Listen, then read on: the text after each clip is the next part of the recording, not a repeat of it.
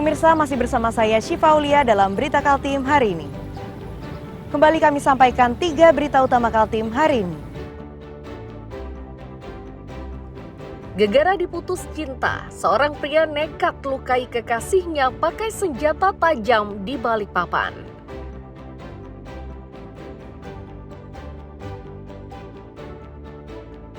Satu dari 2 pasien COVID-19 yang dirawat di Rumah Sakit Umum Awe Syarani Samarinda sudah dipulangkan.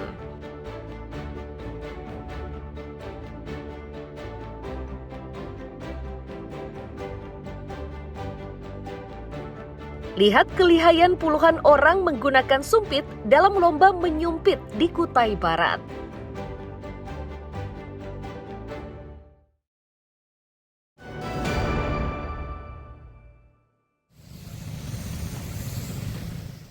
Petugas dari Dinas Pemadam Kebakaran dan Penyelamatan Kota Samarinda Selasa malam dikerahkan untuk menyemprot permukaan aspal. Ini dimaksudkan agar permukaan jalan lebih bersih dari sebelumnya. Selain damkar, kegiatan ini pun melibatkan petugas dari Dinas Perhubungan Kota. Kepala Bidang Pemadaman dan Penyelamatan mengaku aktivitas ini sengaja dilakukan malam hari agar tidak mengganggu arus lalu lintas. Titik-titik yang disasar pada kegiatan kali ini meliputi Jalan Lingkar Taman Samarinda, Jalan Awanglong, Jalan Bayangkara, dan Jalan Kesuma Bangsa.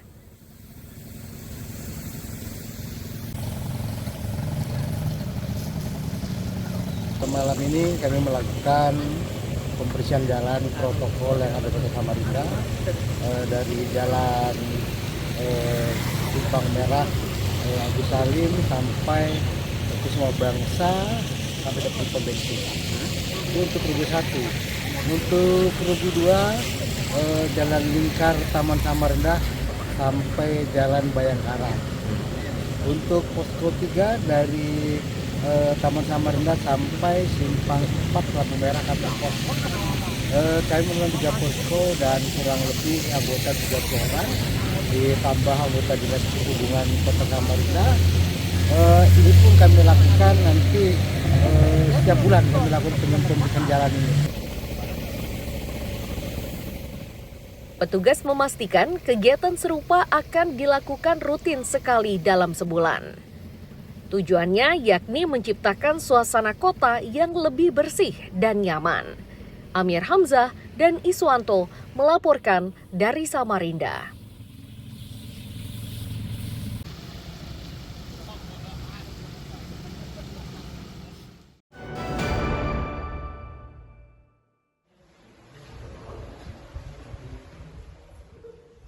Siswa-siswi SMP Muhammadiyah 4 Samarinda ini terlihat begitu menikmati hidangan makan siang yang telah disiapkan.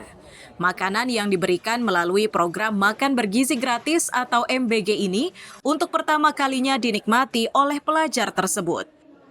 Kepala Regional Sentra Pengembangan dan Pemberdayaan Pendidik dan Tenaga Kependidikan atau SPPI Kaltim menyatakan, makan bergizi gratis di SMP Muhammadiyah ini merupakan pengembangan dari program MBG di Kaltim. Yang awalnya hanya 4 daerah, kini menjadi 7 daerah. Khusus di Samarinda, MBG digelar di 2 lokasi, yakni di Samarinda Seberang dan Loajanan Ilir.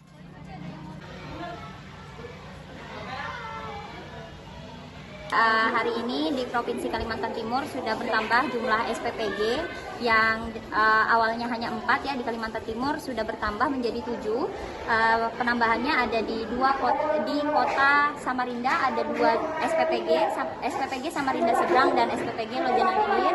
Kemudian satunya lagi di Kabupaten Kutai Kartanegara ya, di daerah L4.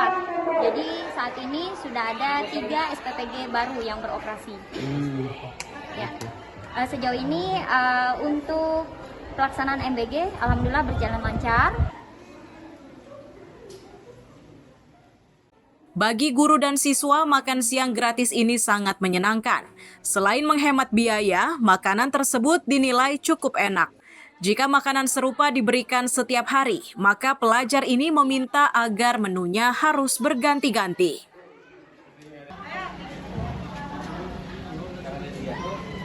bersyukur dan sangat berterima kasih dengan adanya kegiatan ini karena sangat membantu anak-anak dalam makanan bergizi ini, mengurangi uang jajan dari rumah juga. Jadi mungkin guru-guru di sini sangat berterima kasih dengan adanya kegiatan ini. Semoga berlanjut.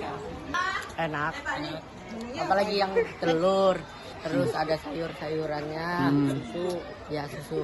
Kalau porsi Cukup, lebih cukup lah itu. kenyang nggak? Kenyang. Kalau suruh nambah lagi gimana? Aduh, jangan banget. Kalau setiap hari dapat menu-menu yang kayak gitu senang nggak? Senang, tapi kalau udah sebulan bosan gitu. Jadi berharapnya lauknya bakal ganti-ganti. Ya, sayur sih yang diganti. Program MBG yang dicetuskan Presiden Prabowo ini bertujuan untuk meningkatkan kesehatan serta kecerdasan siswa. Amir Hamzah dan Iswanto melaporkan dari Samarinda.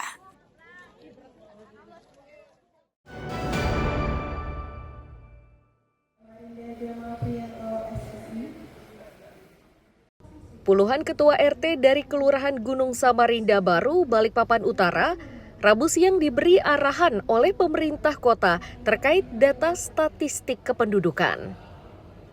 Upaya tersebut dilakukan agar Balikpapan memiliki data pasti terkait jumlah penduduknya.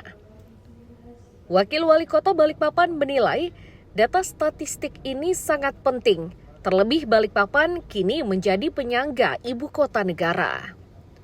Data ini pun diperlukan untuk mengetahui rinci warga di setiap RT-nya.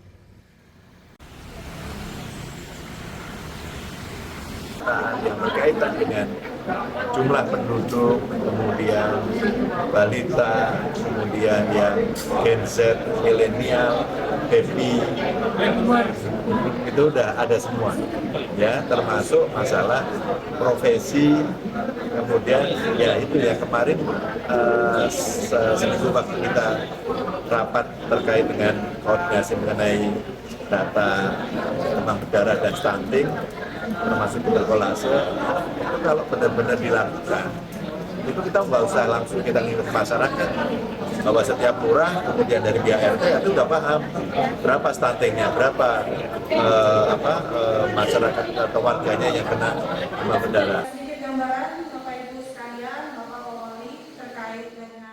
Kepala Badan Pusat Statistik atau BPS Kaltim menyebut, pelibatan ketua-ketua RT ini sangat penting.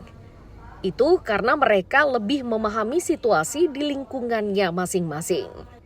Selain itu, BPS juga sangat membutuhkan data akurat agar tidak ada kesalahan dalam pendataan.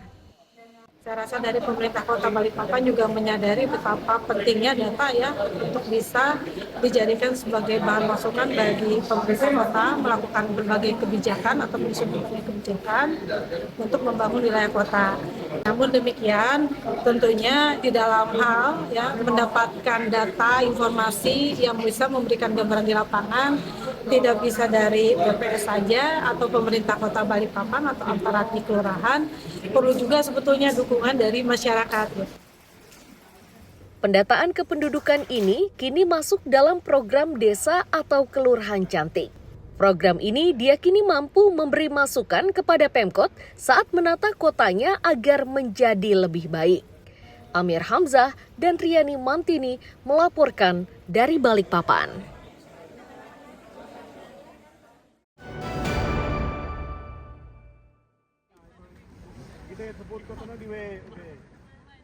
Puluhan orang di Kutai Barat begitu bersemangat saat mengikuti lomba menyumpit.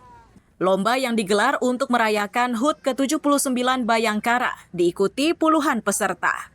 Suasana semakin meriah karena pesertanya beragam, mulai dari laki-laki hingga perempuan. Wakapolres Kutai Barat Kompol Subari menyatakan, lomba ini merupakan salah satu dari sejumlah perlombaan yang digelar. Menyumpit turut disertakan dalam lomba karena merupakan salah satu warisan etnis Dayak yang masih terjaga hingga kini.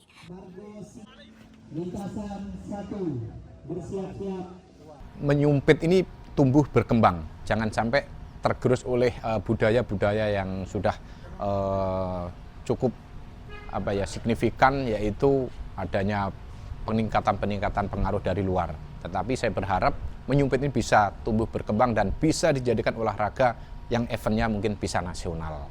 Itu tujuan kami, sehingga di dalam rangka pelaksanaan Hari Bayangkara, kami mengajak saudara kami yang khususnya berada di Kutai Barat untuk kembali selain menjalin silaturahmi, mengangkat isu-isu lokal, budaya-budaya lokal untuk kita tumbuh dan kembangkan kembali. Bagi peserta, lomba menyumpit ini merupakan kegiatan paling menyenangkan. Selain dapat menjaring atlet muda berbakat, olahraga ini pun diminati banyak orang. Tanggapan saya itu sangat bagus, karena adanya ini kan kegiatan untuk menyumpit ini kan mulai sudah terkenal. Jadi tanggapan saya sangat bagus dan bisa memasyarakat ya. olahraga kan, untuk khususnya menyumpit. Ya, harapan kami untuk Polri yaitu supaya olahraga ini dilestarikan lah, supaya dia tidak mati di situ. Karena olahraga ini sekarang sudah masuk taraf nasional kan. Perlu memang diteruskan dan dilanjutkan, karena salah satu cara untuk kita mencari bibit-bibit lebih untuk anak-anak muda pada masa sekarang. Dan berterima kasih kepada Polres Kutai Barat yang bisa mengadakan kegiatan ini dengan baik. Ya, karena kita di Kutai Barat saja sudah masuk Porprov dan nasional sudah masuk. Nah, kita sudah beberapa kali mengikuti kegiatan baik di Palembang, di Jawa, di Bandung sudah. Dan harapan kita pasti akan ke sana sih. Agar olahraga menyumpit semakin populer, warga berharap lomba semacam ini semakin sering digelar. Amir Hamzah dan Danis melaporkan dari Kutai Barat. Kita dari Polres Kubar, marilah kita bajatkan puji syukur kehadirat Allah SWT pada hari ini di suasana.